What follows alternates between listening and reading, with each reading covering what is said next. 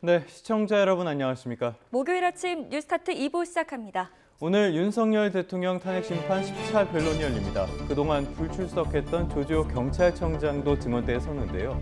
사실상 마지막 증인 신문이 될 것으로 보입니다. 내란죄 첫 형사 재판과 구속 취소 신문도 예정됐는데 오늘도 이 소식 주요 뉴스로 전해드리겠습니다. 러시아 우크라이나 종전 협상이 우크라이나를 제외한 채 출발하면서 유럽의 반발이 거세지고 있습니다. 트럼프 미 대통령은 젤렌스키 우크라이나 대통령을 향해 독재자라는 말까지 하면서 서두르지 않으면 나라를 잃게 될 것이라고 막말을 퍼부었습니다. 그러면 이 시각 주요 뉴스부터 살펴보겠습니다. 오늘 윤석열 대통령 탄핵 심판 10차 변론에 한덕수 총리 등이 증인으로 출석합니다. 내란죄 첫 형사 재판과 구속 취소 신문도 진행됩니다. 한덕수 총리 탄핵 심판이 변론기일 하루 만에 종결됐습니다.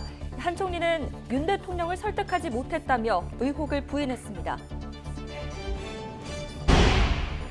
트럼프 미국 대통령이 젤렌스키 우크라이나 대통령을 향해 독재자라고 비난했습니다. 또 휴전 협상을 서두르지 않으면 나라를 잃게 될 것이라고 경고했습니다. 건설 경기 침체에 정부가 이른바 악성 미분양 아파트 3,000채를 직접 사들이기로 했습니다. 또 준공 후 미분양 물량을 구입하면 디딤돌 대출 금리를 낮춰주기로 했습니다.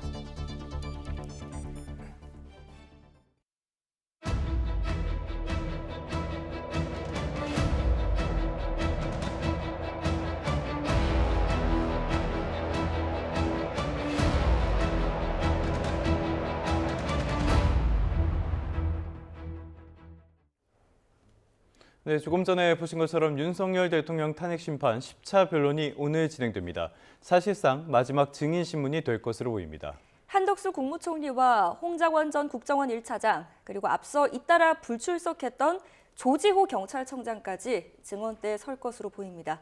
이경국 기자입니다. 한덕수 국무총리는 윤 대통령 탄핵 심판 10차 변론에 첫 증인으로 출석합니다. 하루 전 진행된 자신의 탄핵 심판에 나온 한 총리는 사전에 비상계엄 선포 계획을 알지 못했다고 강조했습니다. 대통령님이 어떤 계획을 갖고 계신지 사전에 알지 못하였고 대통령이 다시 생각하시도록 최선을 다해 설득하였으며 군 동원에도 일체 관여한 사실이 없음을. 법률대리인은 계엄 전 국무회의 당시 의안 제출이나 의결, 부서 절차가 없었다고 지적하기도 했습니다. 한 총리는 윤 대통령 탄핵 심판 증인 신문에서도 비슷한 입장을 밝힐 것으로 보입니다. 그간 건강상 문제로 불출석했던 조지호 경찰청장도 10차 변론 증언대에 섭니다. 윤 대통령의 국회의원 체포 지시 의혹과 관련해 어떤 증언을 할지 주목됩니다. 대통령 측이 거듭 신빙성을 문제 삼았던 홍장원 전 국정원 1차장에 대한 추가 신문도 예정돼 있습니다. 군 장성부터 전직 국무위원에 이르기까지 숨가쁘게 이어진 증인 신문은 10차 변론을 통해 모두 마무리될 것으로 보입니다. 증인 신문을 위한 추가 기일이 잡히지 않는다면 윤 대통령 탄핵 심판은 최후 진술과 선고만을 남겨두게 될 전망입니다. YTN 이경국입니다. 윤석열 대통령의 내란 우두머리 혐의 사건의 첫 공판 준비 기일이 오늘 열립니다. 서울중앙지방법원은 오늘 오전 10시 윤 대통령 사건의 첫 공판 준비 기일과 함께 구속 취소 신문을 진행합니다. 윤 대통령은 오늘 법원에 직접 출석해 내란 우두머리 혐의에 대한 의견을 밝히고 구속 취소 필요성을 설명할 예정입니다. 윤 대통령 측은 공수처가 현직 대통령을 내란 혐의로 수사할 권한이 없고 검찰은 구속 만기를 넘겨 기소했다며 처음부터 구속 사유를 부인하고 있습니다. 한덕수 국무총리에 대한 탄핵 심판 변론 기일이 어제 열렸는데요. 첫날 하루 만에 변론이 종결됐습니다. 한 총리의 계엄 방조 의혹을 두고 양측이 팽팽하게 맞섰는데요. 헌재가 선고 기일을 추후에 지정해서 알리기로 했습니다. 차정현 기자입니다. 한덕수 국무총리 탄핵 심판의 첫 정식 변론이 열렸습니다. 한 총리에 대한 국회 탄핵소추안이 가결된 지 54일 만입니다.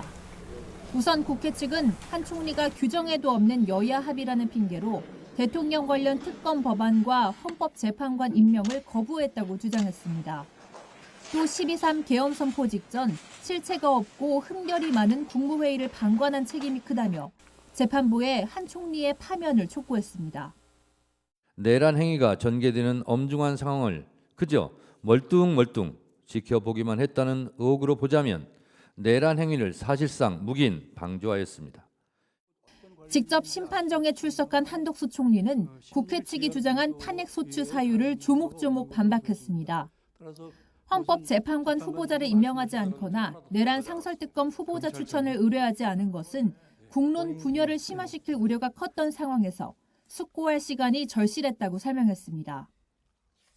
특히 계엄 방조 사유에 대해서는 윤 대통령의 강력한 계엄 반대 의사를 표명했지만 끝내 설득하지 못했다며 의혹을 부인했습니다. 대통령님을 잘 보조하여 어려운 대내외 상황을 극복해 나가고자 하였으나 대통령님이 다른 선택을 하시도록 설득하지 못했습니다. 양측의 최종 의견을 들은 재판부는 변론을 종결하고 추후 선고일을 정해 알리기로 했습니다. 한동훈 전 국민의힘 대표를 불러달라는 국회 측의 증인 신청은 기각했습니다. 청구인 측이 2월 13일 한동훈에 대한 정인 신청을 하셨습니다. 반드시 필요한 정인이라 보기 어려워 재판부 평의를 거쳐 정인 신청을 기각합니다. 한 총리에 대한 탄핵 소추를 국회 과반 의결로 처리하는 게 맞는지 판단하는 권한쟁의 심판도 하루 만에 변론이 종결됐습니다. YTN 차정은입니다. 국가인권위원회가 박안수 육군 참모총장을 포함해 내란 혐의를 받는 군장성 5명에 대한 보석을 허가해야 한다는 등의 의견을 표명했습니다. 인권위가 윤 대통령 방어권 보장 안건 의결에 이어 내란 혐의자들을 옹호한다는 비판이 계속될 것으로 보입니다. 이현정 기자입니다. 국가인권위원회가 내란 혐의로 구속 기소된 군 장성들에 대해 신속한 보석 허가를 적극 검토할 필요가 있다는 의견을 표명했습니다. 군인권보호위원회의 의결 내용을 담은 결정문을 보면 인권위는 중앙지역 군사법원 재판부에게 박안수, 여인영, 곽종근, 이진우, 문상호 등 5명에 대한 불구속 재판 원칙을 고려해야 한다며 이같이 밝혔습니다. 또 이들에 대해 변호인이 아닌 배우자 및 직계혈족 등과의 접견을 제한하고 서류 물건 수수를 금지한 조치도 해제할 필요가 있다는 의견을 표명했습니다. 국방부 장관 직무대행에게는 이들을 법정 등 군 교정시설 밖으로 호송할 때 수갑이나 포승 등 보호장비를 사용하지 않도록 권고했습니다.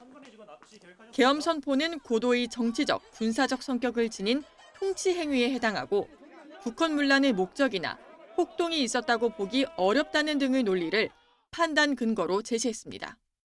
앞서 윤 대통령의 방어권 보장 안건에 찬성표를 던진 김용원, 이한별, 한석훈 인권위원이 만장일치로 이 같은 내용을 의결했는데 다만 재판이나 수사가 진행 중인 사안은 조사 대상이 아니라는 인권위법에 따라 군 장성들에 대한 긴급구제 신청은 각하했습니다. 인권위는 조만간 군사법원과 국방부 등의 결정문을 보낼 전망인데 비상계엄과 내란 혐의자들을 옹호한다는 비판이 이어질 것으로 보입니다. YTN 이현정입니다. 더불어민주당 이재명 대표의 사법 리스크도 이어지고 있습니다. 선거법 위반 사건 항소심 결심 공판이 다음 주 수요일에 열립니다. 법원은 결심 전 마지막으로 열린 변론에서 검찰의 공소장 변경을 허가했습니다. 김다현 기자입니다. 이재명 민주당 대표가 선거법 위반 사건 항소심 결심 전 마지막 재판에 출석했습니다. 조만간 결심 공판 앞두고 한 말씀만 부탁드리겠습니다. 이번 재판에선 검찰의 공소장 변경을 놓고 양측이 공방을 벌였습니다. 검찰은 시장 재직 때 김문기를 몰랐다, 김문기와 골프를 치지 않았다, 선거법으로 기소된 후 김문기를 알았다 등 3가지 공소 사실을 나눠 제시했는데 공소장 변경을 통해 이 대표의 방송 인터뷰 4건이 공소 사실 중 어디에 해당하는지 특정했습니다.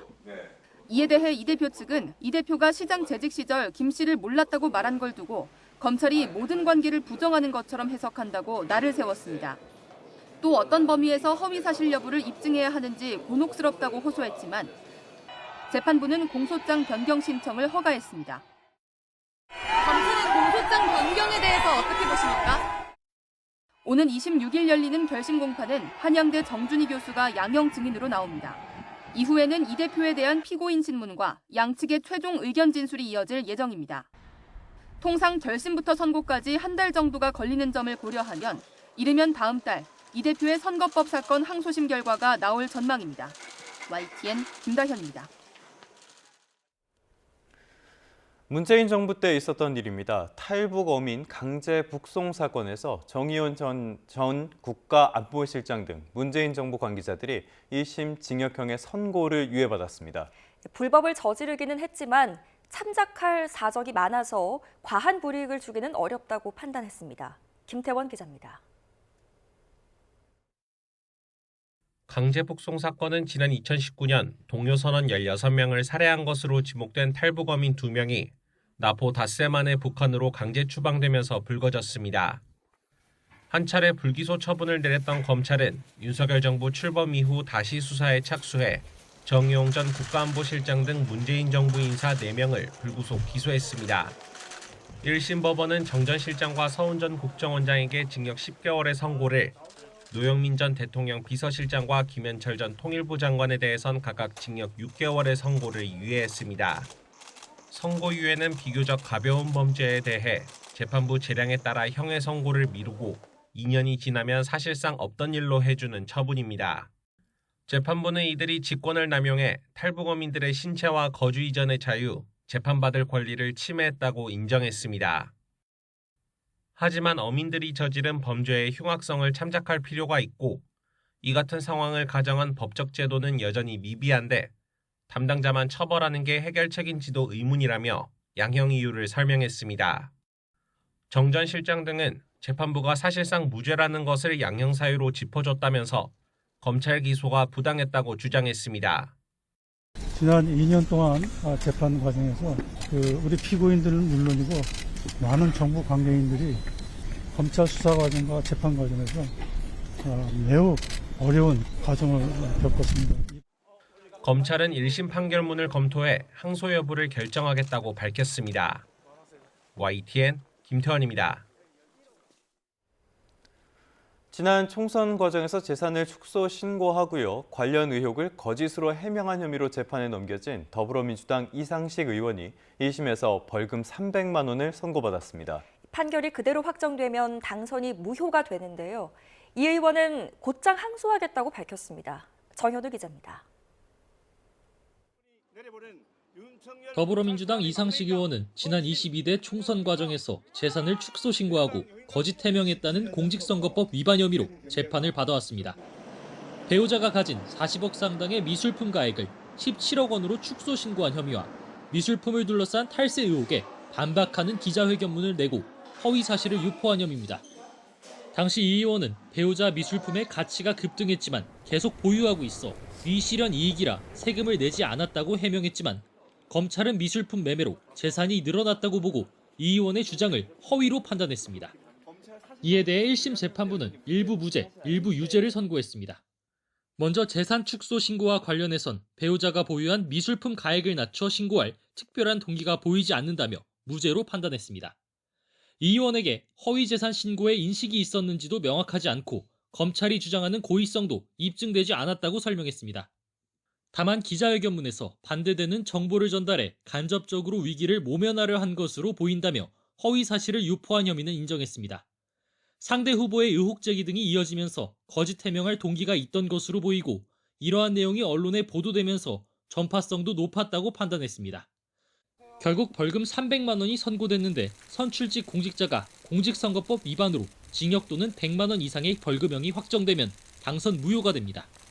이 의원은 곧장 항소하겠다고 밝혔습니다. 네, 매우 아쉽고 안타깝지만은 법원의 판결을 존중합니다. 그렇지만은 또 상소를 해서 또 충분히 소명하고 그렇게 하겠습니다. 함께 재판을 받아온 이 의원의 배우자는 무죄를 선고받은 가운데 일부 무죄 선고 결과를 받아든 검찰도 항소 여부를 검토하고 있습니다. YTN 정현우입니다. 의사 숫자는 국가에서 관리합니다. 그래서 해마다 의대 신입생 총 정원, 보건복지부가 심의를 거쳐서 정하고 있습니다. 그런데 복지부가 내년도 신입생 증원폭을 자신들 복지부가 아니라 각 대학의 총장들이 변경할 수 있도록 하자는 의견을 국회 보건복지위원회에 제출했습니다. 이게 대학의 선택권을 주는 것처럼 보이기는 하지만 국가가 져야 하는 책임을 떠넘기는 게 아니냐, 이런 지적도 나오고 있습니다. 김주영 기자입니다. 1년 넘게 계속되고 있는 의정 갈등 속에 내년도 의대 정원은 아직 정해지지 않고 있습니다.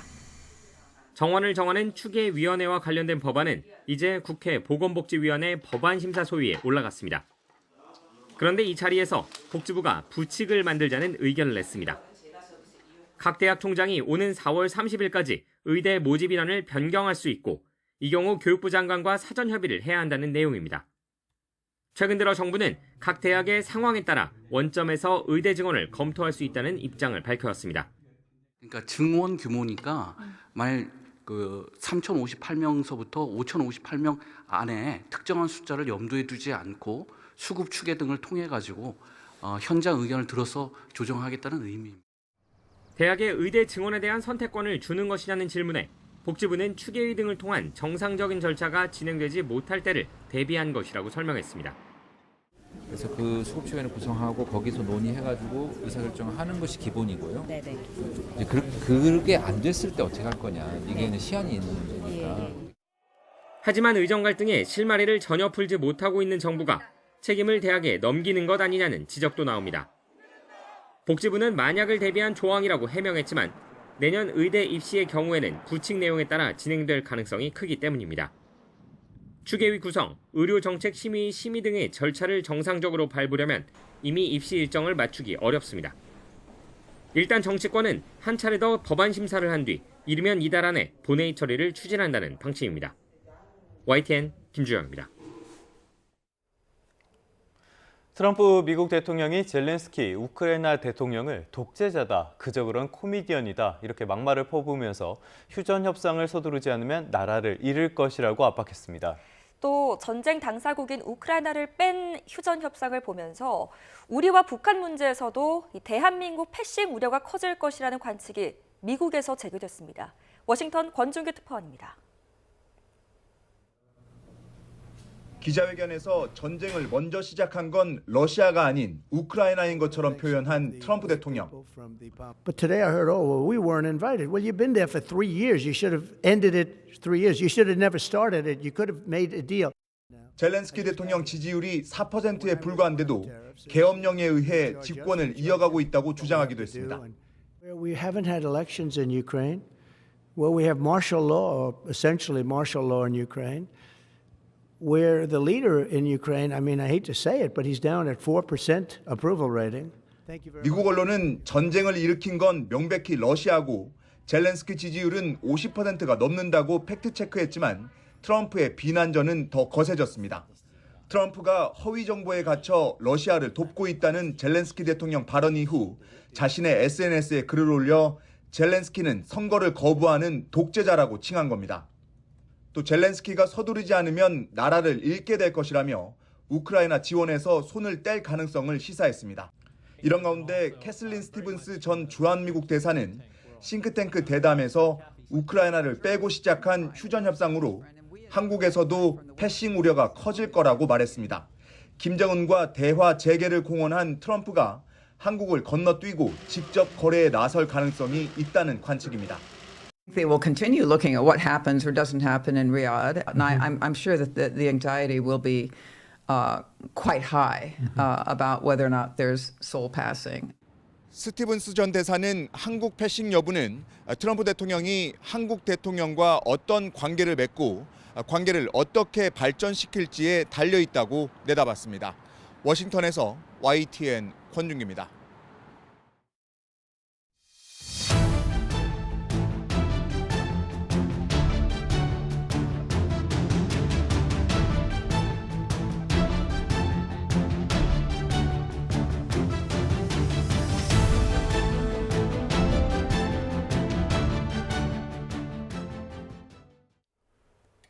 윤석열 대통령은 내란 우두머리 혐의로 지난달에 구속됐습니다. 오늘 구속 취소 신문에 직접 출석합니다. 대통령 측은 애초에 공수처에 수사 권한이 없고 또 검찰 역시 구속기한이 끝난 후에 사건을 재판에 넘겼다며 위법성을 다투겠다고 밝혔습니다. 신지원 기자입니다.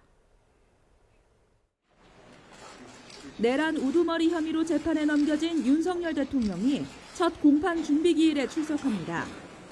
오전 10시 서울중앙지방법원 형사합의 25부 심리로 진행됐는데 양측 의견을 듣고 증거 목록을 정리하는 절차와 함께 구속 취소 신문도 열립니다. 앞서 윤 대통령 측 변호인단은 일정한 조건으로 풀려나는 보석이 아닌 구속 자체가 부당하다는 구속 취소를 청구했습니다. 윤 대통령 측은 고위공직자범죄수사처가 현직 대통령을 내란 혐의로 수사할 권한이 없고 영장을 발부한 서울 서부지방법원은 관할이 아니라는 입장입니다.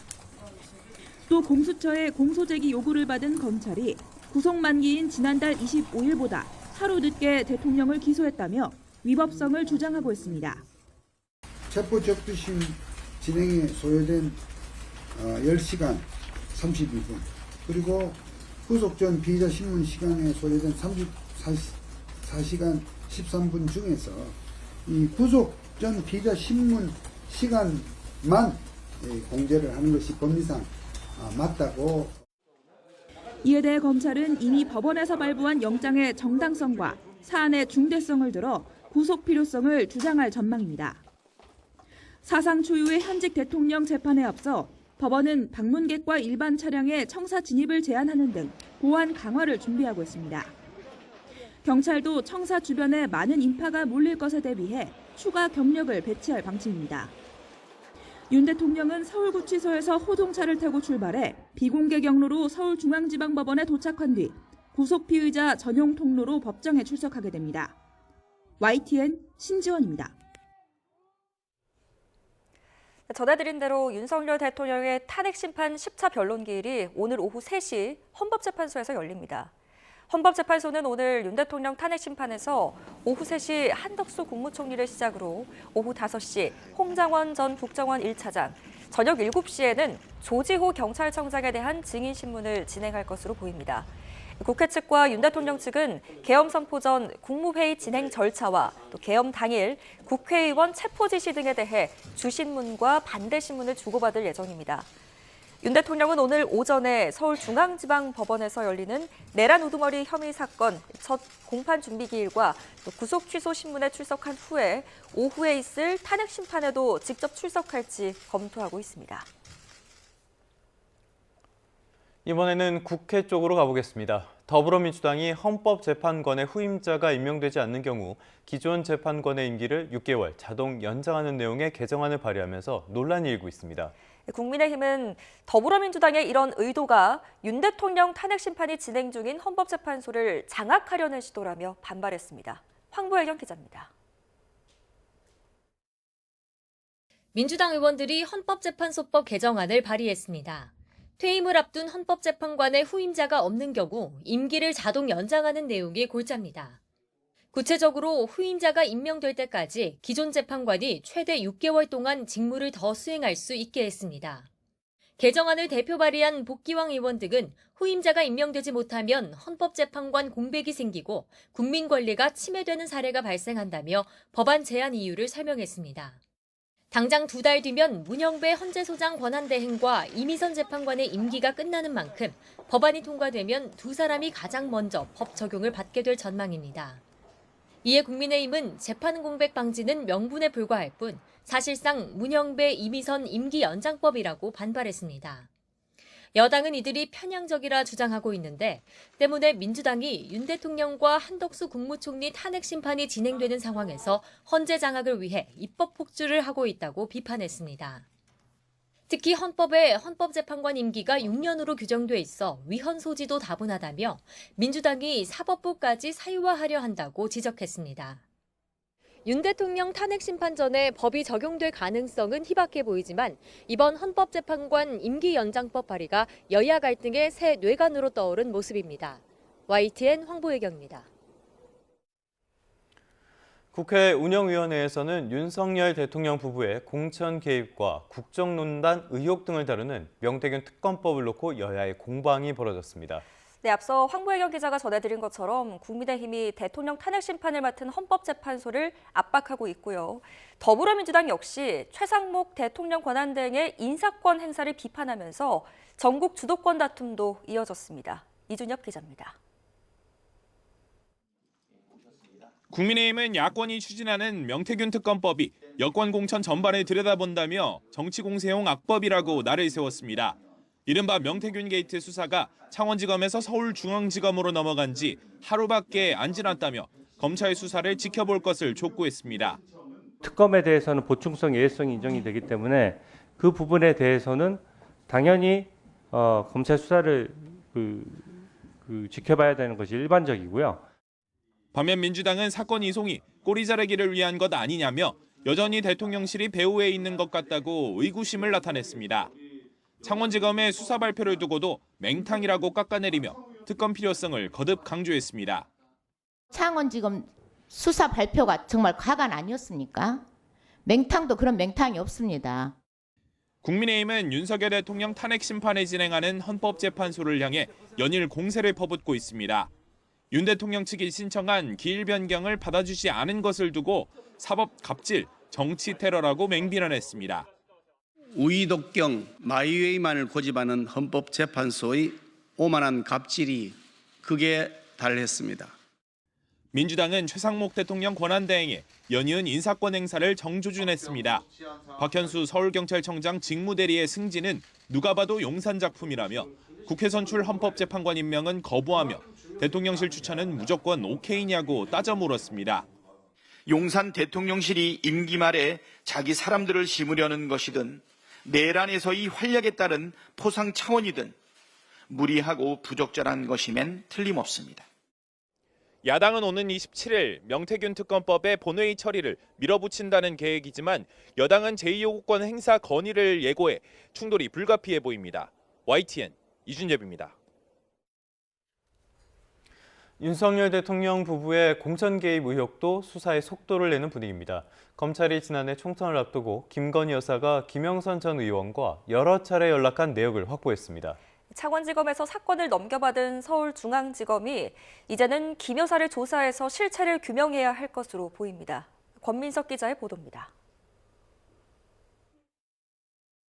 지난해 2월 18일 정치브로커 명태균 씨가 김건희 여사에게 보냈다는 텔레그램 메시지입니다.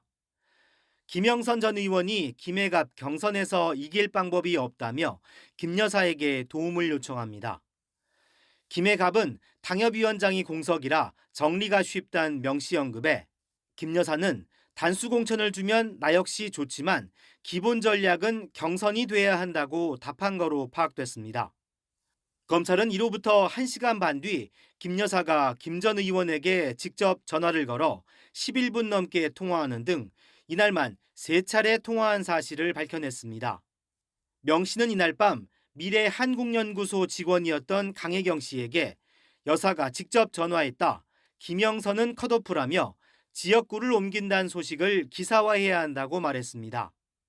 이를 토대로 검찰은 김 여사를 통해 공천에 개입하려던 명 씨가 창원 의창에서 김 전 의원 컷오프가 예상되자 김 여사의 조언이나 상의 내용에 따라 김 전 의원 출마 지역구를 김해 갑으로 옮기고 급하게 발표한 거로 보인다고 적시했습니다. 창원지검 수사보고서에 담긴 김 여사와 김 전 의원의 연락 내역은 모두 11차례로 김 여사가 4차례 전화를 걸었고 김 전 의원은 7차례 문자를 보낸 거로 드러났습니다. 김 여사가 공천 개입 의혹의 핵심 인물인 김 전 의원과도 여러 차례 연락한 사실이 확인되면서 지난 17일 사건을 넘겨받은 서울중앙지검의 김 여사 직접 조사가 불가피해졌습니다. YTN 권민석입니다. 여야 대표와 정부, 국회의장이 한자리에 모이는 국정협의회를 앞두고 각종 민생 현안을 둘러싼 신경전이 격화하고 있습니다. 민주당은 소비 쿠폰 예산도 양보하겠다면서 추경 편성을 압박했지만 국민의힘은 일방적으로 삭감시킨 예산부터 되살리라며 반도체 특별법 문제로 역공을 펼쳤습니다. 손효정 기자입니다. 최상목 대통령 권한대행과 우원식 국회의장, 그리고 여야 대표가 모이는 국정협의회 첫 회담 테이블엔 추경과 반도체 특별법, 연금개혁 등 여러 현안이 오를 전망입니다. 앞서 35조 원 규모의 자체 추경안을 제시했던 민주당은 무엇보다 추경 논의가 시급하다며 여권을 거듭 압박했습니다. 국민의힘도 인공지능 추경을 언급하고 한국은행도 필요성을 인정한 만큼 국정협의회에서 서둘러 결론을 내야 한다는 겁니다.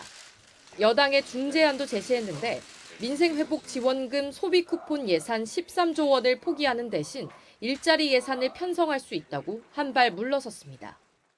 소비 쿠폰이 불가능하다, 도저히 죽어도 못하겠다 싶으면 일자리 창출과 창업 지원을 위해서 쓰는 게 어떻겠습니까?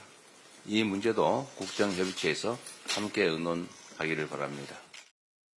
국민의힘은 민생 분야에 한해 추경을 논의할 수 있다면서도 야당이 일방 삭감했던 예산을 복원하는 게 전제 조건이라고 못 박았습니다. 이 대표의 청년 일자리 추경 제안 역시 일회성 일자리는 아무 의미 없다며 구체적으로 어떤 일자리에 얼마나 투입할 생각이냐고 되물었습니다. 여당은 대신 반도체 기업을 찾아 반도체 특별법 52시간 예외의 유보적인 야당의 책임론을 집중 부각했습니다. 주 52시간 예외 조항을 뺀 반도체법을 주장하고 있습니다. 글로벌 상황도 모르고 현장의 목소리도 듣지 않는 탁상 공론입니다. 탕수육을 주문한 사람에게 단무지만 주는 꼴입니다. 이런 가운데 보건복지위원회 법안 소위에선 국민연금 받는 돈과 내는 돈의 비율을 조정하는 모수개혁 논의가 본격화할 예정입니다.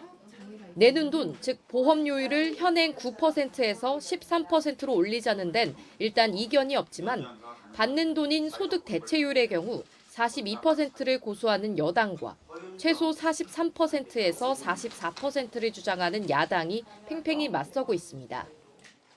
물론 국정협의회에서 톱다운 방식으로 협상이 타결될 수 있다는 관측도 나오지만 논의할 쟁점도 많은 데다 현안마다 시각차도 선명해 상호 입장만 확인하는 빈손회동이 될 거란 우려도 적지 않습니다. YTN 손효정입니다. 오늘의 경제 일정입니다. 산업통상자원부가 트럼프 대통령의 관세 폭탄에 대응하기 위해 민간 연구기관과 공조에 나섭니다.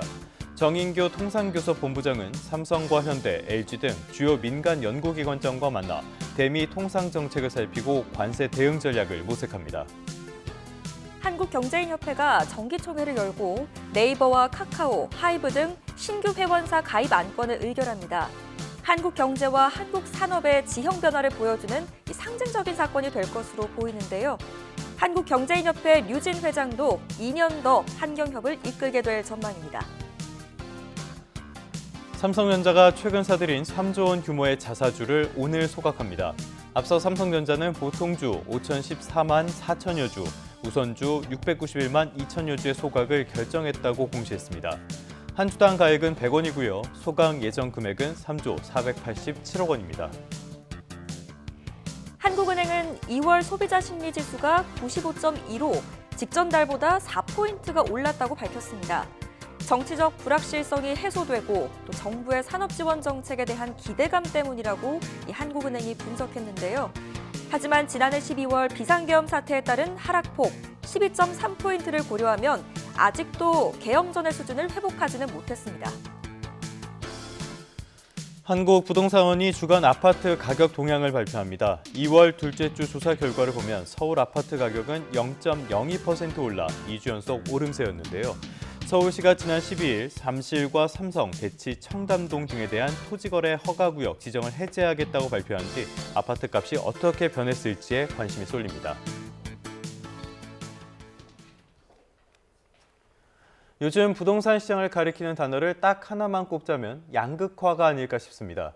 서울에서도 일부 지역은 활활 타오르는데요. 다른 지역, 특히 지방에는 찬바람이 붑니다.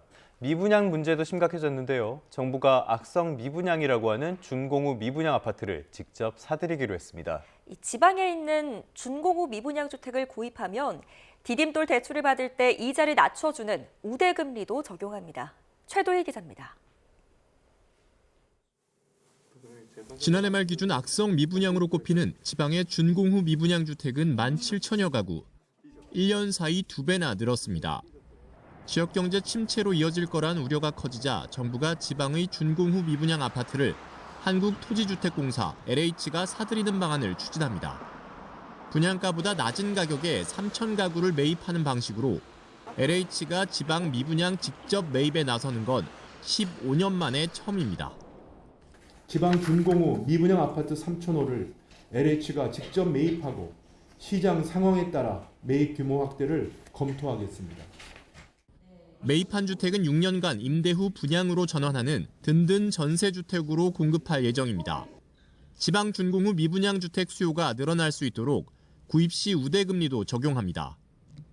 디딤돌 대출에 대한 우대금리를 신설하여 수요자의 부담을 덜어드리는 한편 지방주택담보대출에 대해서는 가계대출 관리 시 인센티브를 부여하는 등 현재 B아파트에만 허용된 매입형 등록 임대를 지방 준공 후 미분양 아파트까지 확대하는 방안도 추진합니다. LH 매입 물량이 충분치 않다는 한계는 분명하지만 향후 비축 물량을 늘릴 수 있다는 점은 긍정적입니다. 우량 입지의 아파트들을 중점적으로 시세보다 낮은 가격으로 매입을 한다면 LH가 임대주택이나 기타 목적 등으로 사용할 수 있는 주택 물량을 확보한다는 측면에서 충분히 검토할 수 있는 내용입니다.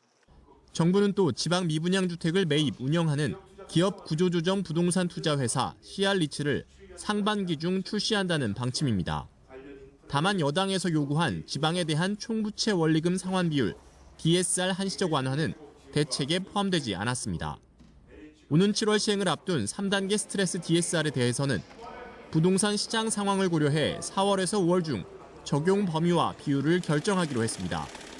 YTN 최두입니다. 우리나라는 이미 초고령화 사회로 진입을 했죠. 그러다 보니까 고령의 택시 운전사, 화물차 기사도 늘어나고 있습니다. 하지만 기존의 자격검사 제도의 합격률이 99%에 가까워서 이거는 이른바 자동문 검사가 아니냐라는 지적이 끊이지 않았습니다. 이에 정부도 문제의식을 가지고 대책을 마련하기로 했는데요. 사고를 예방하기 위해서 고령의 운수종사자 자격검사 기준을 대폭 강화하기로 했습니다. 오동건 기자입니다. 지난해 7월 60대 후반 운전자가 9명의 사망자를 낸 시청역 역주행 사고. 운전자 차모 씨가 40여 년간 경력의 버스기사라는 사실이 밝혀지며 충격을 줬습니다. 시청역 사고로 촉발된 고령자 운전 문제 해결을 위해 정부가 65세 이상 고령 택시, 버스, 화물기사의 평가를 강화합니다. 매년 100명 중 한두 명만 탈락하던 정기 자격유지 검사의 판정 기준을 높이는 것이 핵심입니다. 지금까지는 7개 항목 중 최저 등급인 5등급을 2개 이상 받으면 불합격이었지만 앞으로는 사고 발생 관련성이 높은 시야각과 도로찾기 등 4개 항목 중 4등급이 2개 이상만 나오면 부적합 판정을 받게 됩니다. 또 75세 이상은 병원에서 하는 의료적성 검사로 자격유지 검사를 대체할 수 없고 검사에 떨어진 뒤 반복 숙달로 통과하는 것을 막기 위해 재검사 제한 기간을 30일로 늘리고 4차부터는 아예 새로운 기준으로 검증하도록 했습니다. 건강 문제로 발생하는 사고 예방을 위해 추적 검사도 의무화됩니다. 고혈압, 당뇨는 운전 중 실신을 유발할 가능성이 있는 만큼 초기 고혈압, 당뇨, 진단, 의료구는 현재처럼 운전은 할 수 있으나 6개월마다 혈압, 혈당 검사를 제출하도록 하여 추적 관리할 계획입니다. 정부는 이 같은 내용을 담은 개정안을 4월 1일까지 입법 예고하고 빠르면 하반기엔 시행되도록 남은 절차를 진행할 계획이라고 밝혔습니다. YTN 오동건입니다. 오늘 아침은 어제보다 추위가 더 심합니다. 주 초반부터 한기가 쌓이고 있기 때문인데요. 현재 한파 경보가 발령 중인 강원 산간 지역은 기온이 영하 18도 선까지 떨어져 있고요. 그 밖에 특보 지역에서도 영하 10도의 강추위가 나타나고 있습니다. 서울도 기온이 영하 6.4도까지 내려갔습니다. 이번 주말까지 강추위가 계속되기 때문에 건강관리와 동파사고에 주의가 필요합니다. 대기는 더욱 메말라가고 있습니다. 건조특보가 확대 강화되고 있는데요. 바람도 강하게 불기 때문에 불이 나지 않도록 조심해야겠습니다. 오늘 내륙 하늘은 맑겠지만 아침까지 호남 서해안과 제주 산간에는 눈이 날리겠고요. 울릉도와 독도에는 종일 눈이 이어지겠습니다.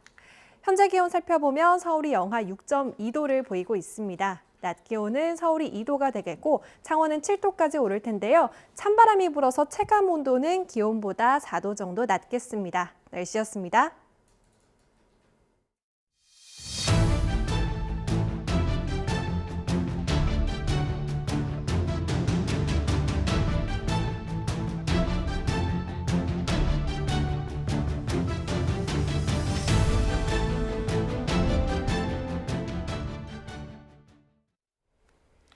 윤석열 대통령의 내란 우두머리 혐의 사건의 첫 공판 준비 기일이 오늘 열립니다.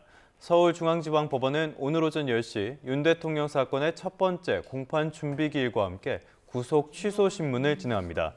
윤 대통령은 오늘 법원에 직접 출석해 내란 우두머리 혐의에 대한 의견을 밝히고요. 구속 취소 필요성을 설명할 예정입니다. 윤 대통령 측은 공수처가 현직 대통령을 내란 혐의로 수사할 권한이 없고 검찰은 구속 만기를 넘겨서 기소했다며 처음부터 구속 사유를 부인하고 있습니다. 내란 우두머리 혐의를 받는 윤석열 대통령의 첫 재판이 열리는 날, 서울 서초동 법원 청사에 일반 차량 출입이 제한됩니다. 서울고등법원은 청사 인근에서 집회 여러 건이 신고돼서 인파가 몰릴 가능성이 있다면서 일반 차량의 경내 출입을 전면 금지한다고 밝혔습니다. 또 일부 출입구를 폐쇄하고 보안 검색을 강화할 계획이라며 재판 당사자는 기일 진행에 문제가 없도록 미리 준비해달라고 당부했습니다. 또 청사 안에서는 집회 시위가 금지되고 시위용품을 소지한 경우 경내 출입이 제한될 수 있습니다. 법원은 이 같은 조치는 윤 대통령 출석 여부와 상관없이 이뤄질 예정이라고 덧붙였습니다. 탄핵심판 10차 변론 기일도 오늘 오후에 3시에 헌법재판소에서 열립니다. 헌법재판소는 오늘 윤 대통령 탄핵심판에서 오후 3시 한덕수 국무총리를 시작으로 오후 5시에는 홍장원 전 국정원 1차장, 저녁 7시에는 조지호 경찰청장에 대한 증인 신문을 진행한다고 밝혔습니다. 국회 측과 윤 대통령 측은 계엄 선포 전 국무회의 진행 절차와 계엄 당일 국회의원 체포 지시 등에 대해서 주신문과 반대 신문을 주고받을 예정입니다. 윤 대통령은 오늘 오전 서울중앙지방법원에서 열리는 내란 우두머리 혐의 사건 첫 공판 준비 기일과 구속 취소 신문에 출석한 뒤 오후에 탄핵 심판에도 직접 출석할지 검토하고 있습니다. 지금까지 전해드린 것처럼 대통령 탄핵 심판이 막바지에 접어들었습니다. 그러면서 여권 차기 대선 주자들의 움직임도 한층 바빠지고 있습니다. 내부 분위기를 단속하면서도 사실상 조기 대선 가능성에 대비하는 건데요. 김문수 장관이 참석한 국회 토론회에는 여당 의원 절반이 찾았고 또 한동훈 전 대표의 저서는 예약 판매가 시작됐습니다. 김다연 기자입니다. 김문수 고용노동부 장관이 참석한 국회 노동개혁 토론회는 절반이 넘는 국민의힘 의원들이 몰리며 문전성시를 이뤘습니다. 앞서 40여 명이 참석해 대선 출정식이란 평가를 받았던 오세훈 시장의 행사보다 더 많은 인원입니다. 토론 주제가 중요해서 오신 거 맞으시죠? 네, 저 1등이신 분이 오셔서 그런 것 같습니다. 김 장관은 토론회 주제를 벗어난 현안 질문에 답도 피하지 않았는데 자신의 높은 지지율은 우리 사회의 쏠림 현상에 대한 걱정이 반영된 결과라고 평가했습니다. 탄핵 심판에는 헌법재판소가 국민이 직접 뽑은 대통령을 향한 충성을 가볍게 보는 것 같다며 과거 박근혜 전 대통령이 무슨 큰 잘못을 했느냐는 발언도 나왔습니다. 부정선거 주장과 관련해선 어떤 의혹은 정당하기도 하다며 이를 가려낼 행정적 책임은 중앙선관위에 있다고 주장했습니다. 확장성이 부족하다는 지적엔 자신은 진영을 떠나 약자를 보살피는 게 첫 번째 직분임을 잊지 않고 살아왔다고 강조했습니다. 밑바탕에서부터 가장 남들이 하고 싶어하는 자리까지 해봤는데 제가 좌쪽에 있었든 우쪽에 왔었든 간에 바뀌어본 적이 없습니다. 지난 16일 SNS를 통해 복귀 신호탄을 쏘아 올린 한동훈 전 대표는 저서 예약 판매를 시작했습니다. 380여 쪽 분량의 책에는 비상계엄 선포부터 계엄 해제와 대통령 조기 퇴진 요구, 탄핵안 표결, 당대표 사퇴까지 2주간의 기록이 담겼습니다. 저자 소개에 검사 이력은 빠졌는데 마찬가지로 검사 출신 대통령을 둘러싼 부정적 이미지를 의식한 거로 풀이됩니다. 본인이 그 당대표를 하면서 경험했던 것들, 한동훈이 생각하는 대한민국의 미래 뭐 이런 것들이 들어가 있습니다. 유승민 전 의원은 여러 언론 인터뷰를 통해 이재명 대표와 싸워서 이길 수 있는 중원 결투 적자는 자신이라며 존재감을 드러내고 있습니다. 유 전 의원은 이재명 대표의 우클릭 행보를 가볍게 봐선 안 된다며 민주당은 계속 오른쪽으로 오고 있는데 여당은 우물안 개구리라고 비판했습니다. 당은 여전히 탄핵 인용을 전제로 한 조기 대선 언급은 자제하면서도 개별 행보까지 단속하지는 않는 분위기입니다. 여기에 의원들도 사실상 특정 주자 힘 실어주기에 나서면서 물밑 경쟁이 점차 수면 위로 올라오고 있다는 분석입니다. YTN 김다현입니다. 민주당은 중도 보수 정당이다. 더불어민주당 이재명 대표의 이 발언이 당 안팎에 상당히 큰 파장을 불러일으킨 분위기입니다. 본격적으로 중도 외연 확장을 꾀하는 걸까요? 진보의 영역을 다른 야당에게 내어주고 야권을 통합하겠다는 시도로도 해석되지만 비명계가 거세게 반발했습니다. 홍민기 기자입니다. 진보 성향 유튜브 채널에 출연한 이재명 대표는 민주당이 앞으로 중도 보수가 돼야 한다고 말했습니다. 헌정 질서를 파괴하는 국민의힘은 보수 정당이라 할 수 없다며 민주당이 우클릭이 아니라 제자리를 찾아가고 있다는 겁니다. 민주당이 중도 보수 정권으로 오른쪽을 맡아야 됩니다. 우리가 진보 정권이 아니에요. 이 대표는 발언 다음 날엔 조국혁신당과 진보당 등 5개 야당이 참여하는 내란 종식 원탁회의 출범식에도 참석했습니다. 내란 명태균 특검 통과, 윤 대통령 파면 촉구 3.1절 공동집회 등에 합의했는데 진보 정당들의 일정 부분 공간을 열어주는 동시에 중도층을 공략하며 사실상 조기 대선에 대비한 야권 통합에 나섰다는 분석도 나왔습니다. 이 대표는 보수 성향 야당인 개혁신당의 참여도 요청했지만 개혁신당은 거부 의사를 표한 것으로 전해졌습니다. 이 원탁회의는 어떤 이념을 같이 하는 정당의 연합체인 건 아닙니다. 새로운 대한민국을 바라는 정치 세력, 정당들의 연합체이기 때문에 이 대표는 상속세 손질에 이어 이번엔 월급쟁이가 봉이냐며 근로소득세 개편도 시사하는 등 세제 개혁을 통한 중도층 확장 행보도 이어갔습니다. 다만 비명계는 이 대표 발언을 겨냥해 일제히 비민주적 모력사적 발언이다. 한 번의 선언으로 당의 정체성을 바꿀 순 없다며 날을 세웠습니다. 이재명 대표는 방산 조선업체와 간담회를 열고 우클릭이 아닌 실사구시라고 강조했습니다. 보수 진영보다 앞서 외교 안보 이슈도 선점하겠다는 의도로 풀이되는데 이 대표가 사실상 대선 행보를 본격화한 거라는 해석이 적지 않습니다. YTN 홍민기입니다. 민주당 이재명 대표는 민주당이 중도 보수 정당이라고 한 자신의 발언으로 불거진 정체성 논란을 두고 지금 민주당이 정체성을 바꾸었다고 생각하지 않는다고 밝혔습니다. 이 대표는 MBC 100분 토론에 출연해서 민주당이 추구해야 할 진보적 가치를 버리자는 얘기를 한 바가 없고 그래서도 안 된다며 이같이 말했습니다. 이어 일론 머스크가 자기는 원래 자리에 있었는데 세상이 바뀌어서 좌파였다가 중도가 됐다고 하는데 민주당도 마찬가지라면서 상황에 맞는 실용이 민주당이 가야 할 길이라고 강조했습니다. 박정희 전 대통령이 살해된 12.6 사건 기억하실 겁니다. 김재규 전 중앙정보부장 이 사건으로 사형을 당했는데요. 법원이 재심을 열기로 했습니다. 지난 1980년 김 전 부장이 사형을 당한 지 45년 만, 또 유족 측이 재심을 청구한 지 5년 만의 일입니다. 백정규 기자입니다.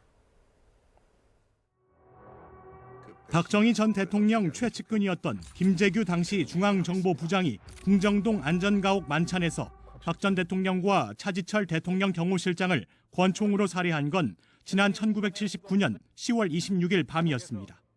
한국 근현대사의 중요 사건으로 꼽히는 바로 12.6 사건입니다. 첫째가 자유민주주의를 회복하는 것이요. 결코 저는 대통령이 되기 위해서 혁명을 하지 않았습니다. 유족들은 지난 2020년 5월 수사 과정에서 고문이 있었던 정황이 있고 당시 신군부의 불법적 개입에 재판이 제대로 이루어지지 않았다는 새로운 증거가 발견됐다는 이유로 재심을 청구했습니다. 재심이라는 그 과정을 통해서 한국의 민주주의가 어디서부터 시작했는지 이런 것들을 온 국민이 한번 좀 생각해 볼 수 있는 그런 계기가 됐으면 좋겠다 하는 것이 이제 저희 유족의 입장입니다. 유족들이 재심을 청구한 지 5년 만, 사형 집행 45년 만에 법원은 김 전 부장에 대한 재심 개시를 결정했습니다. 재판부는 당시 계엄사령부 합동수사단 수사관들이 피고인을 수사하면서 구타와 전기 고문 등 폭행, 가혹 행위를 했음을 인정할 수 있다며 이는 형법 제125조의 폭행과 가혹행위죄에 해당한다고 판단했습니다. 결국 법원이 가혹행위로 인정할 수 있는 과거 기록 등을 재심 사유로 본 겁니다.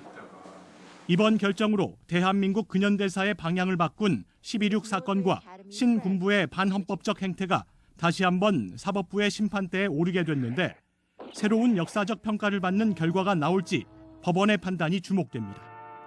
YTN 백종규입니다. 대유 위니아라고 하면 김치 냉장고로 잘 알려진 기업이죠. 최근에 경영 위기 그리고 임금 미지급 사태까지 벌어졌는데요. 이 혐의로 재판에 넘겨진 박영우 회장에게 1심 실형이 선고됐습니다. 재판부는 박 회장을 전례 없는 대규모 임금 체불 사건의 주범으로 보고 징역 4년을 선고했습니다. 표정우 기자입니다. 하늘색 수의 차림으로 재판에 출석한 대유 위니아 그룹 박영우 회장은 취재진의 질문에 아무 답도 하지 않았습니다. 세부임금 변제 계획 있으니까요. 얘기한 말씀해 주시죠. 사과 안 하시나요? 박 회장은 근로자 738명에게 임금과 퇴직금 등 398억 원을 지급하지 않은 혐의로 재판에 넘겨졌습니다. 1심 재판부는 박 회장에게 징역 4년의 실형을 선고했습니다. 재판부는 박 회장을 계열사를 실질적으로 운영하는 사용자, 즉 임금 체불의 주범으로 판단했습니다. 그러면서 박 회장이 그룹 비서실을 통해 계열사 자금을 조달하거나 집행하고 임금 지급이나 체불 상황까지 수시로 보고받았다고 설명했습니다. 재판부는 미지급 임금을 지급할 기회가 충분히 있었지만 근로자들의 피해 복구가 거의 이뤄지지 않았다고 질타하기도 했습니다. 또 박 회장이 변제 계획을 내놓지 않고 성실한 합의도 진행하지 않았다고 지적했습니다. 다만 회생 개시 절차 직전에 박 회장이 회사 자금 10억 원을 송금받은 것이 횡령죄에 해당하지는 않는다며 무죄로 판단했습니다. 선고 이후 피해 근로자들은 더 강한 처벌이 내려져야 한다며 검찰에 항소를 요청하겠다고 말했습니다. 사실 실망스럽습니다.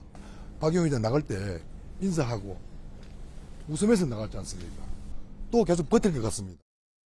대유 위니아 그룹은 근로자 2천여 명에게 1,200억 원에 달하는 임금과 퇴직금을 미지급했는데 이 가운데 800억 원 정도가 아직 지급되지 않은 것으로 파악됐습니다.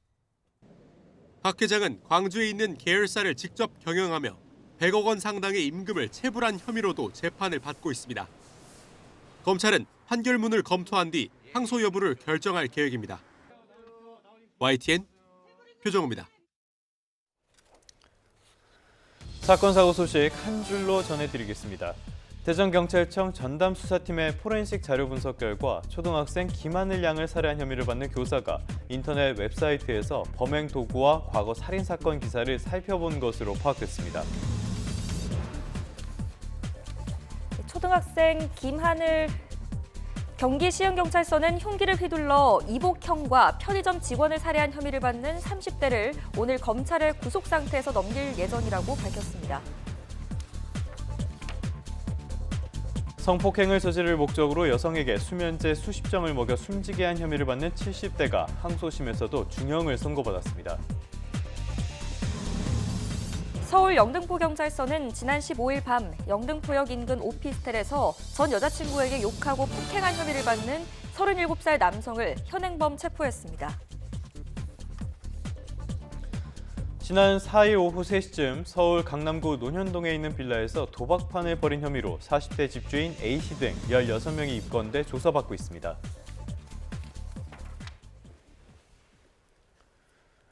이런 일이 2025년 아직도 벌어집니다. 강원도에 있는 한 사립학교 교사들이 직장 내 괴롭힘을 당했다면서 신고한 내용을 살펴보면요.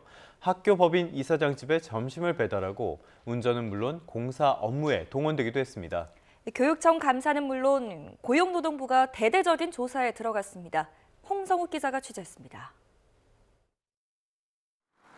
강원도 춘천에 있는 사립중고등학교. 고용노동부가 해당 학교 법인에 대한 특별 근로감독에 착수했습니다. 이유는 직장 내 괴롭힘. 신고 내용 확인 결과 가해자는 학교 이사장과 그 가족이었습니다.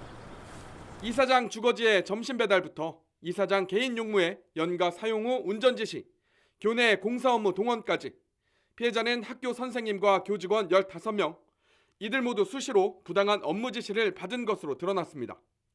특히 취재 결과 일부 갑질 사례는 이사장과 사실혼 관계에 있는 여성과 관련된 내용인 것으로 확인됐습니다. 익명을 요청한 학교 관계자는 이사장이 지시해도 안 될 일을 해당 여성이 지시해 문제가 됐다며 이로 인해 교사들의 고통이 심각했다고 밝혔습니다. 이에 대해 해당 학교법인 측은 현재 조사가 진행 중이라며 말을 아꼈습니다. 제가 알고 있는 내용도 그렇게 한 점을 더 거고 뭐 분명히 하는 게 아니고 있다니까 그런 사실이 있구나라고 알고 있는 거지 제가 이런 게 있을 거라고 할 수 있는 상황은 아닙니다. 고용노동부는 12명으로 구성된 특별 근로감독팀을 학교에 파견해 노동관계법 위반 사항을 점검하고 있습니다. 수정이 이루어지지 않거나 좀 중대하다 싶으면은 형사처벌로 갈 수도 있는데 아직은 이제 오늘 시작이기 때문에 아직 뭐가 나온 건 없으니까. 강원교육청 역시 해당 학교법인의 회계, 교무학사, 갑질 여부 등에 대한 현장 감사를 벌이고 있습니다. 고용노동부는 지금까지 확인된 내용 외에도 또 다른 피해가 없는지 이번 특별 근로감독을 통해 면밀히 확인할 계획입니다. YTN 홍서욱입니다.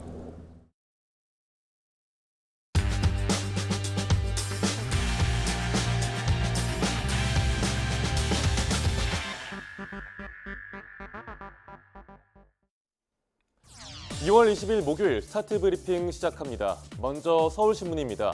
요즘 자고 나면 금값이 최고가를 갈아치우고 있죠. 어제 기준 50돈짜리 골드바 시세는 2,810만 원이었습니다. 이런 가운데 우리나라 귀금속 1번지인 종로 귀금속고리의 풍경은 어떤지 알아보시죠.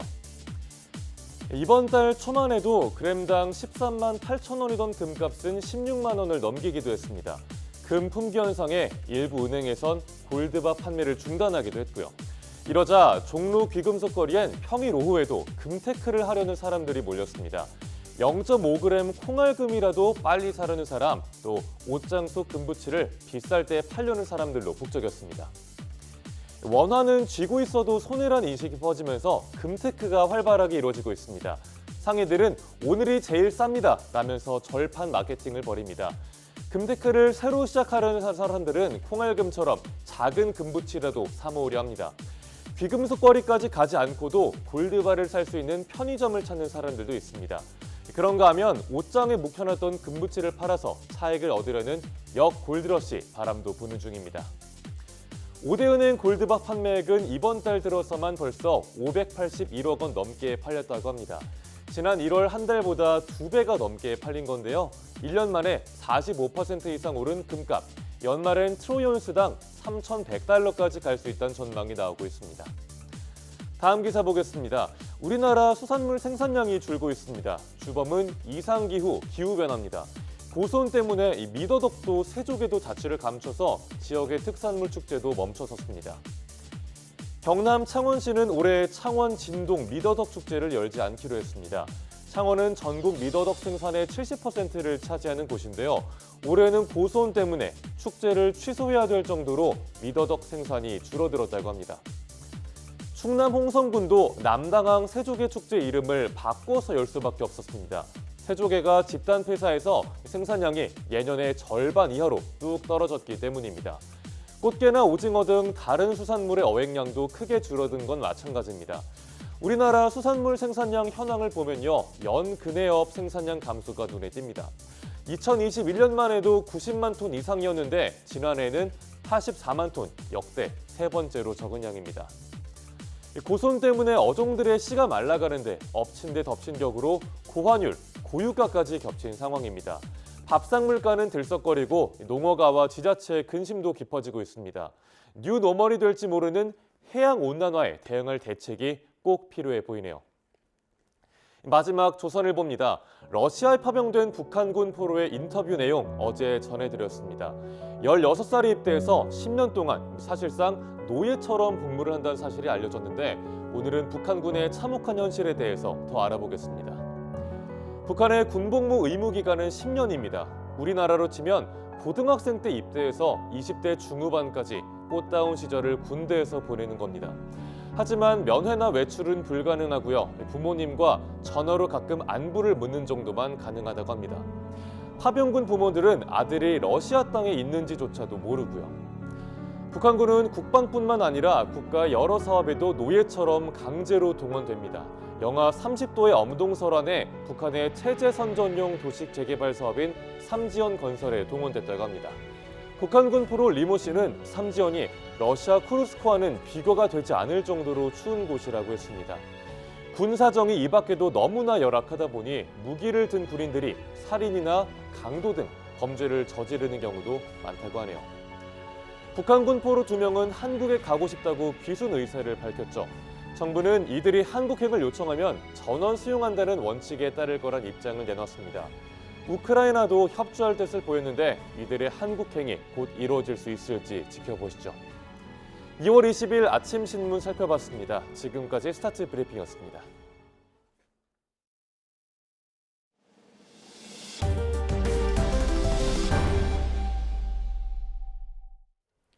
트럼프 미국 대통령이 촉발한 관세 전쟁으로 국내 기업들에게도 굉장히 피해가 커질 것이란 우려가 생기고 있습니다. 특히 우리 조선업계가 트럼프 대통령이 관심을 보이는 조선 분야에서 미국의 방위산업 강화를 돕겠다며 빈틈 공략에 나섰습니다. 워싱턴 홍상의 특파원입니다. 오는 4월 2일 국가별 상호관세 부과를 예고한 트럼프 대통령은 미국이 수입하는 자동차에 대해서도 25% 관세를 예고했습니다. 반도체는 더 높은 관세율을 매기겠다고도 했습니다. Yeah, I probably will tell you that on April 2nd, but it'll be in the neighborhood of 25%. It'll be 25% and higher, and it'll go very substantially higher over a course of a year. 우리나라 대미 수출 1, 2위인 자동차와 반도체에 대한 관세 폭탄 예고로 주력 산업이 사면 초과에 빠진 가운데 조선업계가 빈틈 공략에 나섰습니다. 미 싱크탱크 허드슨 연구소 대담에 나선 HD 현대중공업은 미국의 방위 산업 강화를 돕겠다고 밝혔습니다. One of the global top shipbuilder in the world, we can help counter those activities by partnering with the U.S. for more capabilities and sustainability in the ship construction and the repair areas. 인도태평양 지역에서 미국이 중국과의 경쟁에 필요한 해군 지원함 건조와 미국 기업 투자 등 구체적인 협력 방안도 제안했습니다. Then we can maybe think about some of the creative ways that we can cooperate on building some of the commercial-based auxiliary ships. 앞서 트럼프 대통령은 지난해 11월 당선 직후 미국 조선업에 한국의 협력이 필요하다고 강조했고 안덕근 산업통상자원부 장관은 지난달 워싱턴을 방문해 공화당 소속 의원들을 만나 한미 조선 협력 방안을 논의했습니다. 이곳 워싱턴을 찾은 최태원 대한상의 회장이 이끄는 경제사절단도 백악관 고위 당국자들과 만나 조선 분야 협력과 대미 투자 강화 등 관세 충격을 완화할 통상 외교전에 주력할 계획입니다. 워싱턴에서 YTN 홍사입니다. 애플이 주력 모델보다 저렴한 새로운 아이폰을 발표했는데요. 반응이 미지근합니다. 네, 어떤 소식인지 뉴욕에서 이승윤 특파원이 전해드립니다. 애플이 주력 아이폰 모델보다 저렴한 새로운 보급형 모델인 아이폰 16E를 오는 28일 출시한다고 공개했습니다. 그동안 보급형 모델을 아이폰 SE라고 불렀지만 이번엔 명칭을 아이폰 16E로 바꿨는데 가장 큰 특징은 $599로 책정된 가격입니다. iPhone 16e joins the iPhone 16 family as its most affordable member. And it has Apple Intelligence, our powerful personal intelligence system. 애플은 AI로 이미지 생성과 이메일 요약, 맞춤법 교정 기능을 제공한다고 강조했지만 혁신적인 기능은 추가되지 않았습니다. Or use Image Playground to create a personalized image of yourself or a friend and share a picture that can express more than words. 경쟁자 삼성전자가 앱이나 터치 대신 말로 스마트폰과 소통하는 AI 폰인 갤럭시 S25를 출시하자 일단 저렴한 신제품으로 다급하게 맞불을 놓은 것으로 풀이됩니다. 퀄컴 부품들을 대체하는 자체 셀룰러 모뎀 칩이 장착된 애플의 첫 번째 기기라는 점이 주목할 만한 변화입니다. AI가 스마트폰 시장 판도에 점점 더 많은 영향을 미침에 따라 애플은 앞으로 몇 개월 안에 AI 기능을 더 많은 지역과 언어로 확대 적용하겠다고 밝혔습니다. 다만 다른 나라와 달리 중국에서 AI 기능을 탑재하려면 중국 기업이 개발한 AI 모델을 기반으로 해야 합니다. 애플은 알리바바와 손잡고 중국에서 AI 기능을 탑재한 신형 아이폰을 이르면 오는 5월에 출시해 최근 감소세를 보였던 아이폰의 매출 회복을 노린다는 계획입니다. 뉴욕에서 YTN 이승윤입니다.